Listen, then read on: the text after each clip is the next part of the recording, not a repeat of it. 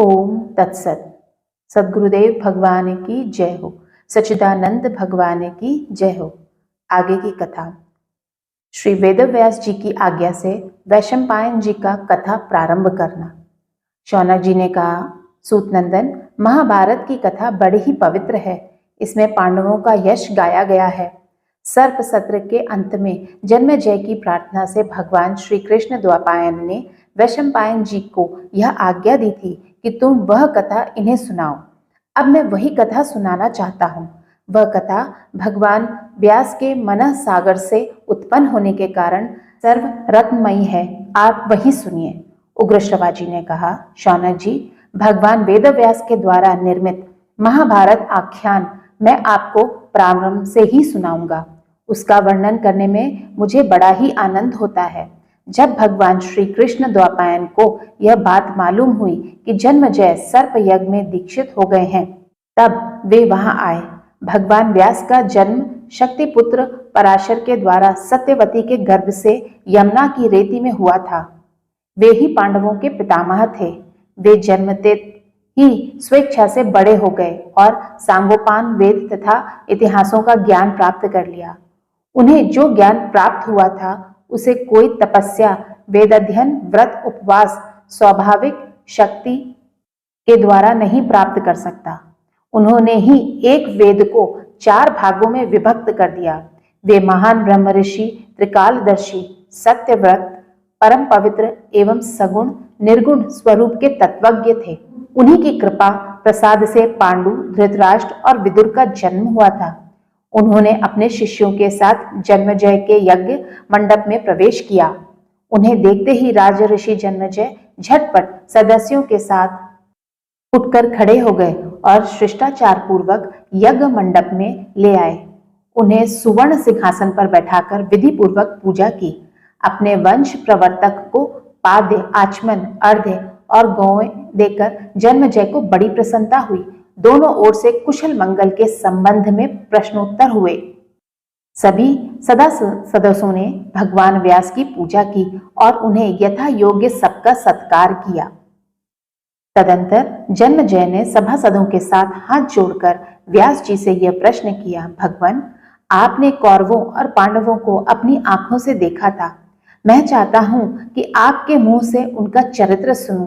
वे तो बड़े धर्मात्मा थे, फिर उन लोगों में अनबन का क्या कारण हुआ? उस घोर संग्राम के होने की नौबत कैसे आ गई? उसके कारण तो प्राणियों का बड़ा ही विध्वंस हुआ। अवश्य ही दैववश उनका मन युद्ध की ओर झुक गया होगा। आप कृपा करके मुझे उसका पूरा विवरण सुनाइए। जन्मेजय की यह बात सुनकर भगवान वेदव्यास ने पास ही बैठे हुए अपने शिष्य वैशंपायन से कहा, वैशंपायन, कौरवों और पांडवों में जिस प्रकार फूट पड़ी थी वह सब तुम मुझसे सुन चुके हो। अब वही बात तुम जन्मेजय को सुना दो। अपने पूज्य गुरुदेव की आज्ञा सुनकर भरी सभा में वैशंपायन जी ने कहना प्रारंभ किया। श्री वैशंपायन ने कहा, मैं संकल्प, विचार और समाधि के द्वारा गुरुदेव को नमस्कार करता हूँ तथा सभी ब्राह्मण और विद्वानों का सम्मान करके परम ज्ञानी भगवान व्यास का मत सुनाता हूँ। भगवान व्यास के द्वारा निर्मित यह इतिहास बड़ा ही पवित्र और विस्तृत है। उन्होंने पुण्य आत्मा पांडवों की यह कथा 1 लाख श्लोकों में की है। उसके वक्ता और श्रोता ब्रह्मलोक में जाकर देवताओं के समकक्ष हो जाते हैं। यह पवित्र और उत्तम पुराण वेद तुल्य है। सुनने योग्य कथाओं में सर्वोत्तम है और बड़े बड़े ऋषियों ने इसकी प्रशंसा की है। इस इतिहास ग्रंथ में अर्थ और काम की प्राप्ति के धर्म अनुकूल उपाय बतलाए गए हैं तथा इससे मोक्ष तत्व को पहचानने वाली बुद्धि भी प्राप्त हो जाती है। इसके श्रवण कीर्तन से मनुष्य सारे पापों से छूट जाता है। इस इतिहास का नाम जय है। संसार पर परम विजय अर्थात कल्याण प्राप्त करने के इच्छुकों को इसका श्रवण करना चाहिए। यह धर्मशास्त्र, अर्थशास्त्र और मोक्ष शास्त्र सब कुछ है। जो इसका श्रवण वर्णन करते हैं उनके पुत्र सेवक और सेवक स्वामी भक्त हो जाते हैं। जो इसका श्रवण करते हैं उनके वाचिक, मानसिक और शारीरिक पाप नष्ट हो जाते हैं। इसमें भरतवंशियों के महान जन्म का कीर्तन है। इसलिए इसको महाभारत कहते हैं। जो इस नाम का व्युत्पत्ति युक्त अर्थ जानता है वह सारे पापों से छूट जाता है।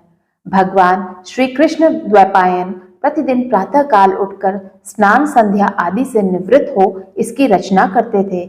इस प्रकार 3 वर्ष में यह पूरा हुआ था। इसलिए ब्राह्मणों को भी नियम में स्थित होकर ही इस कथा का श्रवण और वर्णन करना चाहिए। जैसे समुद्र और सुमेरु रत्नों की खान है, वैसे ही यह ग्रंथ कथाओं का मूल उद्गम है।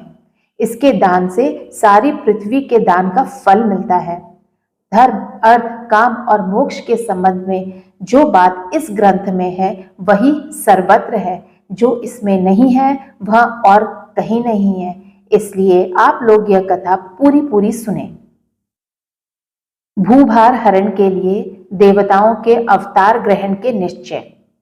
वैशंपायन जी कहते हैं, जन्मजय जमद निघ्न नंदन परशुराम के ने 21 बार पृथ्वी के क्षत्रियों का संहार किया था। यह काम करके वे महेंद्र पर्वत पर चले गए और वहां तपस्या करने लगे। क्षत्रियों का संहार हो जाने पर क्षत्रियों की वंश परंपरा क्षत्रियों की वंश रक्षा तपस्वी, त्यागी और संयमी ब्राह्मणों के द्वारा हुई है। कुछ ही दिनों बाद फिर क्षत्रिय राज्य की पुनः स्थापना हो गई। क्षत्रियों के धर्म पूर्वक प्रजा पालन करने से ब्राह्मण आदि वर्णाश्रम धर्मी सुखी हो गए। राजा लोग काम, क्रोध और उनके कारण होने वाले दोषों को छोड़कर धर्म अनुसार शासन और पालन करने लगे। समय पर वर्षा होती, बचपन में कोई भी न मरता और युवा अवस्था के पहले लोगों को स्त्री संसर्ग का ज्ञान भी न होता। क्षत्रिय बड़े बड़े यज्ञ करके ब्राह्मणों को खूब दक्षिणा देते और ब्राह्मण सांगोपांग त्रिकांड वेद का अध्ययन करते। उस समय कोई धन लेकर शास्त्रों का अध्यापन नहीं करता था और न शूद्रों की सन्निधि में वेदों का उच्चारण ही किया करता था। वैश्य दूसरों से बैलों द्वारा खेती का काम कराते थे।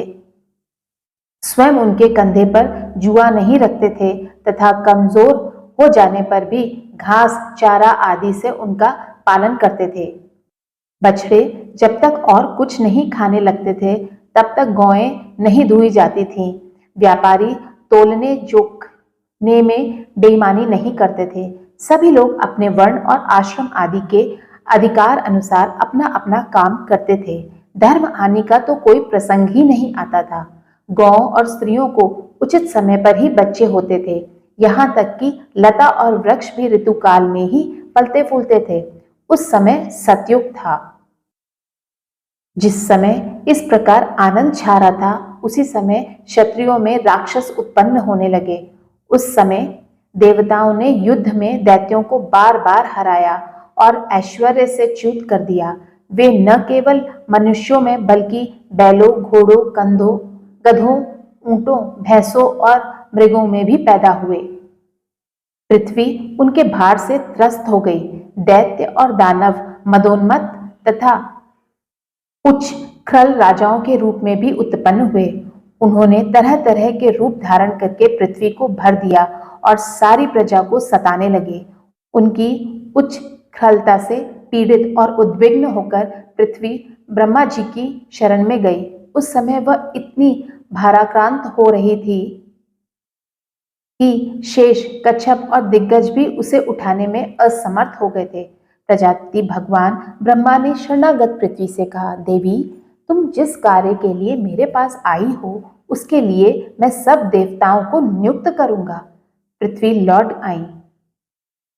ब्रह्मा जी ने देवताओं को आज्ञा दी कि तुम लोग पृथ्वी का भार उतारने के लिए अपने अपने अंशों से अलग अलग पृथ्वी पर अवतार लो।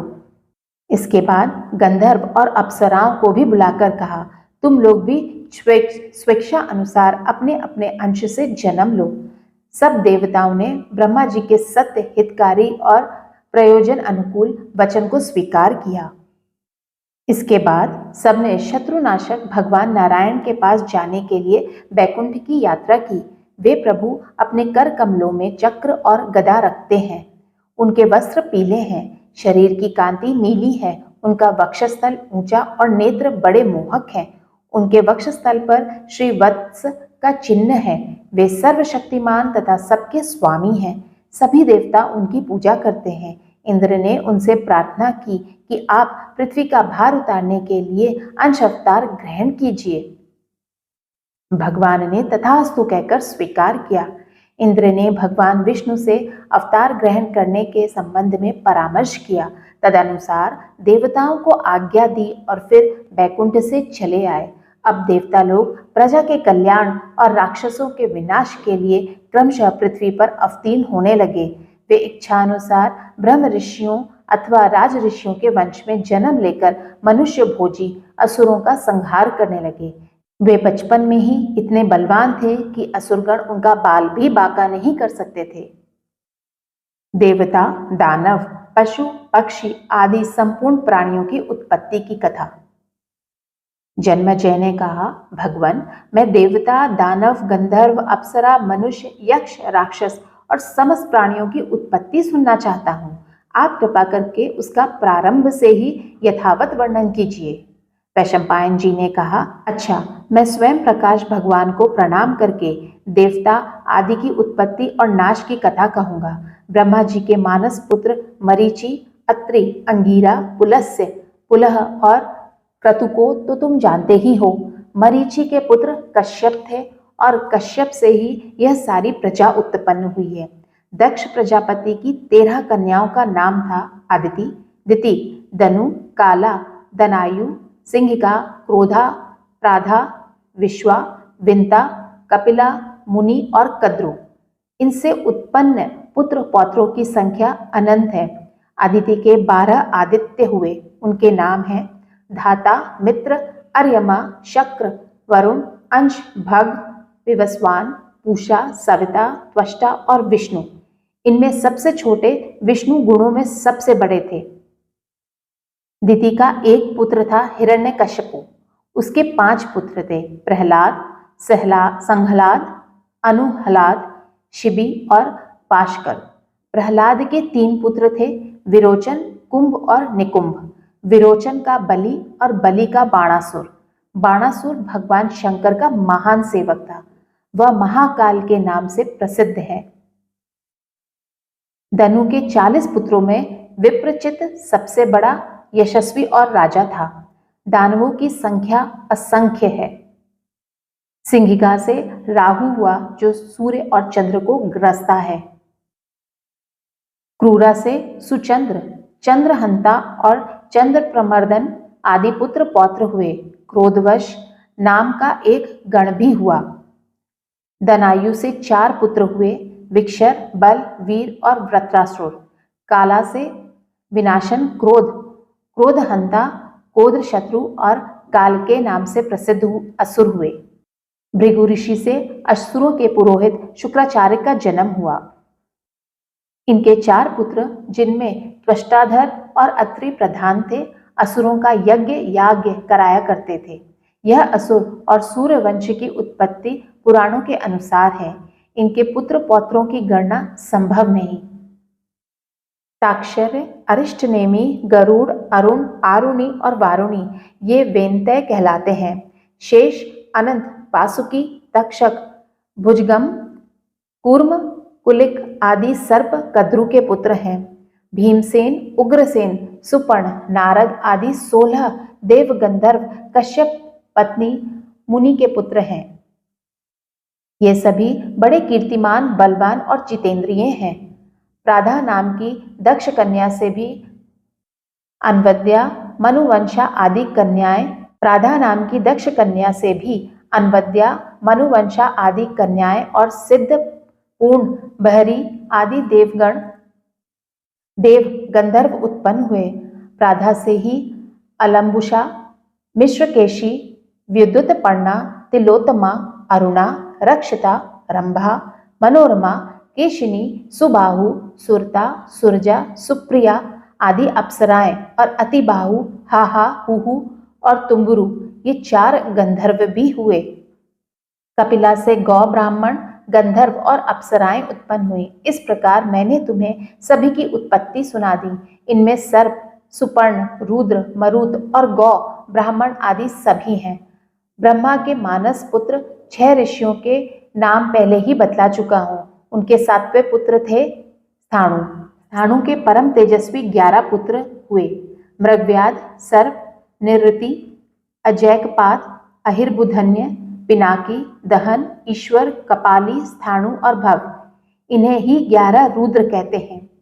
अंगिरा के 3 पुत्र हुए, बृहस्पति, उत्थ्य और संवर्त। अत्रि के बहुत से पुत्र हुए। पुलत्स्य के राक्षस, वानर, किन्नर और यक्ष हुए। पुलह के शलभ, सिंह, किम पुरुष, व्याघ्र, यक्ष और इहामृग जाति के पुत्र हुए। क्रतु के वालखिल्य हुए। ब्रह्मा जी के दाएं अंगूठे से दक्ष और बाएं से उनकी पत्नी का जन्म हुआ। उस पत्नी से दक्ष की 500 कन्याएं हुई। पुत्रों का नाश हो जाने पर दक्ष प्रजापति ने कन्याओं का विवाह इस शर्त पे किया कि उनके प्रथम पुत्र उन्हें मिल जाएं। उन्होंने 10 कन्याओं का विवाह धर्म से, 27 का चंद्रमा से और 13 का कश्यप से किया था।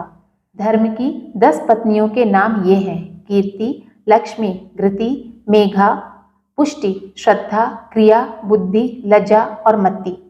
धर्म के द्वारा होने के कारण इन्हें उसकी पत्नी कहा गया है। 27 नक्षत्र ही चंद्रमा की पत्नियां हैं। वे समय की सूचना देती हैं। ब्रह्मा जी के पुत्र मनु, मनु के प्रजापति और प्रजापति के 8 वसु हुए। धर, ध्रुव, सोम, अह, अनिल, अनल, प्रत्युष और प्रभास। धर और ध्रुव की मां का नाम था ध्रुमा। सोम की मां का नाम मनस्विनी, अह की मां का रता, अनिल की मां का श्वसा, अनल की मां का शांडेली तथा प्रत्युष और प्रभास की माता का नाम था प्रभाता। धर के 2 पुत्र हुए, द्रविण और हुत हव्यवह। ध्रुव के कालह, सोम के वर्चा, वर्चा के शिशिर, प्राण और रमण नाम के 3 पुत्र हुए। अह के 4 पुत्र हुए, ज्योति, शम, शांत और मुनि। अनल के कुमार हुए। कृतिकाओं ने इनका मातृत्व स्वीकार किया था, इसलिए इन्हें कार्तिकेय की भी कहते हैं। इनके 3 पुत्र हुए, शाक, विशाख और नैगमे। अनिल की पत्नी शिवा से मनोजव और अविज्ञात गति नाम के 2 पुत्र हुए। प्रत्युष के पुत्र थे देवल ऋषि, उनके भी 2 पुत्र हुए थे, क्षमावान और मनीषी। बृहस्पति की बहन ब्रह्मवादिनी और योगिनी थी, वही प्रभास की पत्नी हुई। उसी से देवताओं के कारीगर विश्वकर्मा का जन्म हुआ। उन्होंने ही देवताओं के भूषण और विमानों का निर्माण किया है। मनुष्य भी उन्हीं की कारीगरी के आधार पर अपनी जीविका करते हैं।